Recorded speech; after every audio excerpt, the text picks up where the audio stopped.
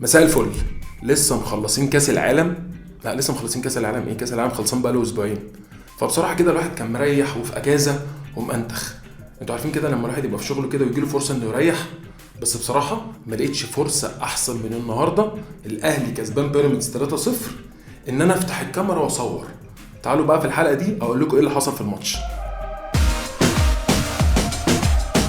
ماتش الاهلي وبيراميدز لسه خلصان 3-0 للاهلي. انا بصراحه كاهلاوي فرحان جدا جدا جدا لاسباب كتير قوي. الواحد بقاله فتره ما بيشوفش الاهلي بيلعب بالاداء والمزاج الرايق ده. الاهلي النهارده 3-0 ما شفناهاش من زمان. الاهلي بقاله فتره للاسف كنا نشوف جون كل ماتش، جون يا اما بيدخل فيه جون. النهارده شفنا سيناريو تاني خالص. الاهلي من الشوط الاول يدخل يجيب الجون الاول، الماتش يخلص كلين شيت اخيرا للاهلي. فالماتش دوت في حاجات كتير قوي حصلت عايزين ندردش فيها مع بعض. رقم واحد، ان الاهلي النهارده ابتدى الماتش ضاغط جامد من نص الملعب. يعني لو شفنا في اول ماتش من الدقيقه 4 ولا من الدقيقه 5 نلاقي ان الاهلي ضاغط من بعد نص الملعب بقفشه وحسين الشحات لما نزل وكريم فؤاد. هنلاقي دايما ان الاهلي ضاغط من بعد نص الملعب لحد الجون الاول بتاع عمرو السوليه. على فكره لو ركزنا في جون عمرو السوليه هنلاقي ان غلطته اصلا من البدايه ان الاهلي كان ضاغط وبيراميدز عايز يطلع الكوره من تحت برضه من اول احمد الشناوي. من الاهلي الضغط العالي اللي عمله وصل ان اليو ديانج قاطع الكوره من خط ال 18 1 2 3 4 5 لحد ما وصلت لعمرو السوليه. وعمرو السوليه فاجئنا كلنا بحته جون. احنا نفسنا اتفاجئنا واحمد الشناوي اتفاجئ وكله اتفاجئ. مع ان لما تشوف الجون الشوطه حلوه بس تلاقي الكوره رايحه في نص الجون ما تعرفش برضو ان احمد الشناوي تحس انه ايه يا ابن اللعيبه، فاهم، وجات جون. ده رقم واحد. قبل برضو ما نروح من وجهه نظري النقط ممكن تكون برضو لسه برضو سلبية شوية، الواحد عايز للأهلي يتحسن عليها وعايز الأهلي يشتغل عليها. عشان أنا واحد بحب الأهلي جدا، فاحنا هنقول اللي لينا ونقول اللي علينا. نقول اللي عجبني النهاردة غير حوار الضغط. الأهلي لعب ماتش منظم، يعني تحس الماتش منظم. لأول مرة نشوف الأهلي في الدفاع منظم بشكل حلو جدا. تحس كل الخطوط قريبة من بعض. وبصراحه بالاخص انا بالنسبه لي ياسر ابراهيم في الدفاع عمل ماتش عالمي. لا رجوله، يعني الواد بصراحه شايل الفرق. انت بتلعب الناحيه الثانيه برضو بيراميدز فيها عناصر كتير قويه، عبد الله سعيد ورمضان صبحي ومصطفى فتحي واثنين افارقه كده يعني بقى قويين، يعني فاهم. تحس برضو ان الضغط على الاهلي ما كانش قليل، خاصة زي ما شفنا بعد الجون الأول. الأهلي بصراحة من وجهة نظري عمل رجوع للدفاع، يعني ما مش مبرر، مفيش مبرر بالنسبة لي إنه يعمل كده. ان الاهلي بعد كان ضاغط من بعد نص الملعب وكنت شايف ان النتيجه دي كانت ناجحه جدا ان الاهلي انه يعمل كده. الاهلي فجاه رجع لقبل نص الملعب وبيدافع، خلى الاستحواذ لبيراميدز بشكل كبير جدا. بس خلينا متفقين على حاجه، ان ده كان ناجح جدا. اولا لان الاهلي الماتش ده باين قوي انه مقرب خطوطه من بعض في الدفاع وكان باين قوي بشكل كويس. غير ياسر ابراهيم، انا بالنسبه لي ديانج والسوليه النهارده اختراع. يعني كانت دايما مشكله كولر في كل الماتشات حيرة بتاعت نص الملعب. يعني نص الملعب دايما كان بيلعب باتنين، حمدي فتحي او اليو ديانج او عمرو السوليه، ويبدل واحد منهم. الماتش دوت ابتدى باليو ديانج وعمرو السوليه. انا شايف ان هو ناجحين جدا. ديانج ما شاء الله عليه يعني بجد، يعني مش ربنا يبعد عنه الاصابات، بس رهوان في نص الملعب، موجود من خط ال 18 بتاعنا موجود لنص الملعب، لو موجود لخط ال 18 بتاعهم من الناحيه الثانيه. فلا ما شاء الله عليه. رقم 2 محمد هاني. انا بالنسبه لي بعد الضغط الشديد والرهيب اللي جه عليه عشان اكرم توفيق، دايما المقارنات، احنا في بلد بتحب المقارنات قوي. كريستيانو ميسي، اليونايتد السيتي، الاهلي الزمالك، حلو جدا، بس الحاجات تبقى بالعقل. يعني انت دلوقتي اكرم توفيق اتصاب، انت ما عندكش غير محمد هاني بالورقه والقلم هو الباك اليمين. ليه؟ عشان كريم طارق التاني بتاعه بيلعب دلوقتي الناحيه يمين، فكريم طارق استخدمناه في مركز غير مركزه. بقى بالورقه والقلم عندك المركز الباك اليمين اللعيب الوحيد هو محمد هاني. محمد هاني من النوعيه اللي ما بتحبش تلعب تحت ضغط او بتتوتر. فانا من وجهة نظري ان هو بيحاول.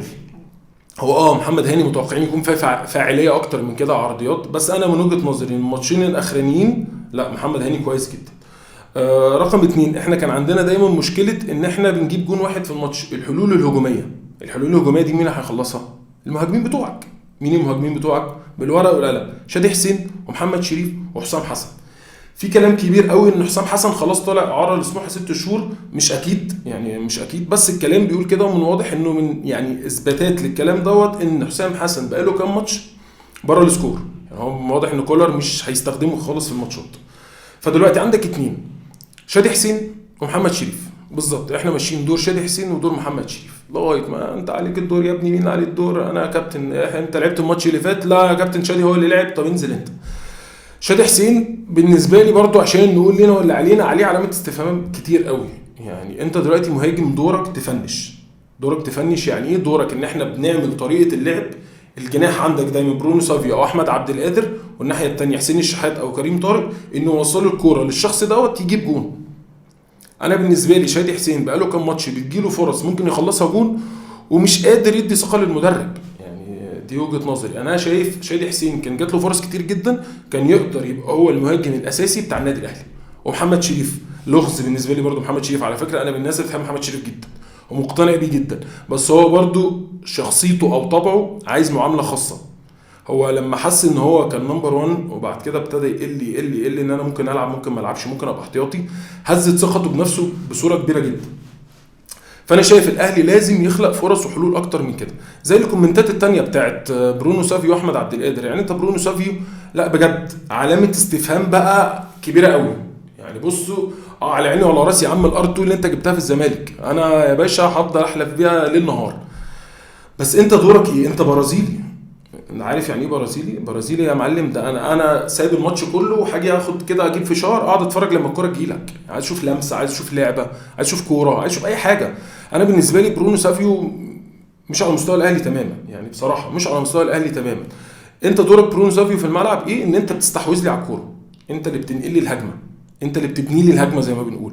فانت اكتر واسرع واحد بنفقد من خلاله الكوره. رقم 2 حد لازم نشكره ونحييه بصراحه، كان بالنسبه لي مفاجاه رهيبه جدا. يعني من الناس اللي انا كنت واقفش عليها كتير جدا وكنت دايما بقعد الوم، بس بصراحه فاجئني حسين الشحات. حسين الشحات النهارده او من الماتش اللي فات باين ان هو عايز يرجع.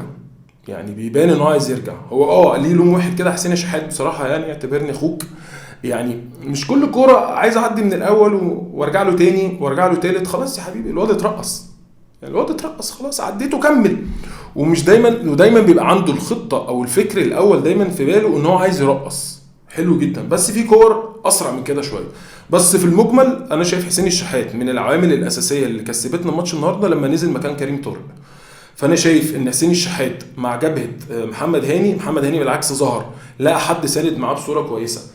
فخلينا متفقين ان ماتش بيراميدز دوت انا بصراحه فرحتي فيه الاساسيه ان احنا كسبنا بيراميدز 3-0. في فرق ان انت بتكسب واحد غير 2 غير 3. يعني انت واحد كسبان مرتاح. رقم 2 طلع لك تاكيس جونياس مدرب بيراميدز يقول لك في المؤتمر الصحفي الافضل خسر. لا معلش، هو انت مش لما الافضل خسر والماتشين اللي فاتوا لما انت بتبقى وحش وتكسب تقول اصل الكوره مكسب؟ لا مفيش حاجه بتقول كده. الاهلي ماتشات كتير قوي كان بيبقى احسن وفرص وعرضات وحاجات كله وتلاقي ماتش خلص تعادل او الاهلي خسر. فلا الاهلي النهارده كفرقه كتنظيم كاداء انا من وجهه نظري احسن. بيراميدز الحسنه الوحيده ليهم اللي عملوها هي الاستحواذ فقط لا غير. فرص حقيقيه على الشناوي ما شفناش. فاتمنى تكون دي البدايه ان شاء الله. يعني انا من كام يوم على فكره من الماتشات اللي فاتت انا كان جوايا كلام كتير قوي وكان هيبقى مضايقه قوي بزعل قوي الواحد يطلع يقوله على الاهلي. وكنت عمال اخر نفسي عمال اقول انا مش عايز اتكلم على الاهلي بالشكل دوت وانا متضايق بالشكل ده. بس بصراحه مفيش فرصه احسن من النهارده ان الواحد يرجع تاني يتكلم على الاهلي. انا عايز اقول لكم على حاجه، دي البدايه ان شاء الله واحنا دايما مع الاهلي. وبكده خلصنا كلام عن ماتش الاهلي وبيراميدز اللي كسب فيه 3-0. تعالوا دلوقتي نتكلم عن الماتش التاني اللي كان مفاجاه قوي، الزمالك واسوان. اسوان كسبت 2-1، تعتبر مفاجاه كبيره جدا. بس اللي الناس ما تعرفوش او الناس اللي اتفرجت على الماتش هتحس ان السيناريو دوت ان الزمالك هيخسر. اولا تعالوا نتكلم على شويه نقط في الماتش كده مهمه. بس قبل ما نتكلم في الماتش مهمه، انا في ناس كتير قالوا لي انت اهلاوي انت هتتكلم على الماتش الزمالك ليه؟ انا عايز اقول حاجه بس بسرعه. انا اهلاوي جدا، هتكلم على الاهلي في الحلو وفي الوحش. يعني من الاخر مش جاي اطبل للاهلي وخلاص. وفي نفس الكلام انا واحد بحب اتفرج على الكوره. مين المنافس للاهلي الاساسي؟ هو الزمالك. يبقى هعمل معاه زي ما بعمل من الاهلي. الحلو للزمالك هنقوله والوحش للزمالك هنقوله. تعالوا نرجع بقى لماتش الزمالك واسوان. انا بالنسبه لي الزمالك النهارده نازل تحس ان هو رايح فسحه في اسوان. تعالوا يا جدعان النهارده نروح نشتي والجو ساقع كده نروح نشتي في اسوان. نازلين استسلام غريب جدا. بالنسبه لي كان في شويه غلطات في التشكيل. يعني ال3.5 ملعب اسمه ايه، سيسي، ماشي، دونجا وامام عاشور. دونجا والسيسي تحس ان هم لعبهم شبه بعض، امام عاشور اللي اكتر بيلعب لقدام. دونجا ده يعتبر تاني ماتش ليه اساسي. فانا بالنسبه لي مين اللي رجله بيلعب في الملعب على طول بالنسبه للزمالك وبالنسبه للزملكاويه؟ هو اشرف رؤى. غريبا ان اشرف رؤى مش بادي. تاني حاجه يوسف اسامه نبيه، واحد شاب ناشئ طالع عندكم، الله ينور، مش بحسد اهو، صاروخ، ماشي. ابتدى الماتش دوت بمين؟ بشيكابالا. يعني الدنيا حر وشمس وبتاع وعايز سرعات، مش هتلاقي في شيكابالا، مش بتريق بس مش هتلاقيها في شيكابالا. شيكابالا ليه توقيتات معينه دلوقتي في الماتش. ده رقم 2. رقم 3، ان مش كل ماتش اعتمادك على زيزو ان هو هيحل لك العقد. انا عايز اقول لك الاسيست برضو بتاع جون الزمالك من زيزو، عمل محاولات كتير عرضيات زيزو. تاني حاجه الهجوم بتاع الزمالك فين؟ سيف الجزيري وسامسون الافريقي الجديد دوت. انا عايز اقول ان يعني الافريقيا او الاجانب اللي الزمالك متعاقد عليهم السنه دي، انا شايف ان هم لغز كبير جدا. يعني هو كان احلاهم واهمهم مين؟ سيف الدين الجزيري. سيف الدين الجزيري برضو من الشخصيات اللي بتبقى عايزه معامله خاصه، تحس ان هو بيحس انه مبقاش بقى النجم ومبقاش هو الجامد، تحس ان انا لا يا معلم مش لاعب. سيف الجزيري ده مفنش السنه اللي فاتت عامل ازاي. فلا يعني الزمالك النهارده كان بعيد جدا جدا جدا عن الماتش. الزمالك كانت ميزته الاساسيه في ايه؟ في 3 لعيبه، امام عاشور وزيزو وفتوح. ده محور الزمالك، ماشي. النهارده مختفيين جدا. فين الثنائيات؟ يعني انتوا لعبتوا ماتش الاسماعيلي، ماتش انا بالنسبه لي من احلى الماتشات اللي اتلعبت. ليه؟ الزمالك دايما لما بيلاعب فرقه بتبقى فاتحه الملعب او بتهاجمه زي ما بنقول، بيقدر يفرق معاها. الماتشات اللي بتبقى مقفله، حلول الزمالك الهجوميه برده مش قويه. يعني تحس دايما ان الزمالك ضربه جزاء، فين هيجي ضربه الجزاء امتى؟ لا، الزمالك تحس ان فين الحلول مش ظاهر، فين طريقه اللعب. وفي حاجات كتير كمان. يعني انت عندك مثلا خط الدفاع، من الواضح ان مصطفى الزناري اللي هو لعيب لسه جديد عندكم، من الواضح ان غيابه فارق كتير جدا. محمد عبد الغني بطيء شويه. يعني انا بالنسبه لي محمد عبد الغني لما بتلعبه في نص الملعب احسن ما بتلعبه مساك ورا. فدي ورقم 2 بالنسبه لي الغريب قوي حمزه المسلوسي. يعني حمزه المسلوسي انا شايف ان السنه دي معاكوا بادي وحش خالص. يعني هو لعب السنه اللي فاتت فنش بطريقه حلوه. امتى؟ لما لعب ب3 مدافعين ورا، كان حمزه المسلوسي معاه 2. دلوقتي حمزه المسلوسي لما بيلعب ورا لا، لوحده اتكشف في حاجات كتير جدا. فدي كلها حاجات بتبين ان لا، في مشاكل في نادي الزمالك. وانا بالنسبه لي فيريرا بالنسبه لكم فيريرا بروف جامد جدا وكل حاجه. فيريرا عنده لغز. فيريرا من السنه اللي فاتت كان معتمد على الناشئين، بشكل كبير جدا لدرجه ان الناس هاجمته. انت دخلت يوسف اسامه نبيه ودخلت سيد نيمار ودخلت افراد كتير جدا ناشئين، بس بالورقه والقلم نجحت، خليتك تاخد دوري وخليتك تاخد كاس. السنه دي استثمارك ده بان. فانت برضو بتعتمد على 11 12 13 14 لعيب بالكتير. الزمالك برضو دكته مش احسن حاجه، ومش كل ماتش هيبقى فيه ضربه جزاء. فاحنا في الاخر انا بقول اهو للزمالك الحلو اللي هو بيعمله اخر 4 ماتشات، والوحش للزمالك. انا دي وجهه نظري عن ماتش اسوان. وبرده كلمه اخيره لاسوان، اسوان لعبت ماتش حلو جدا جدا جدا. ومن وجهه نظري كابتن ايمن الرمادي كسب فيريرا النهارده البروف، كسبه اداء واستحواذ ولعيبه اجانب وروح. يعني تحس فيه روح. انا مش عارف انا انتوا لو زملكاويه او انا كزملكاوي اتفرج على الماتش ده هيجي لي ضغط وسكر. مفيش روح خالص في اللعب. فانا شايف ان في امور كتير جدا الزمالك لازم يلعب عليها الفتره اللي جايه، ولازم يطلعوا من حته ان احنا في انتظار ضربه الجزاء او زيزو هو المؤثر الوحيد اللي في الفرقه. ونشوفكم في ماتشات جايه كتير.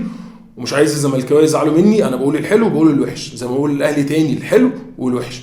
نشوفكم في ماتشات جايه كتير. سلام.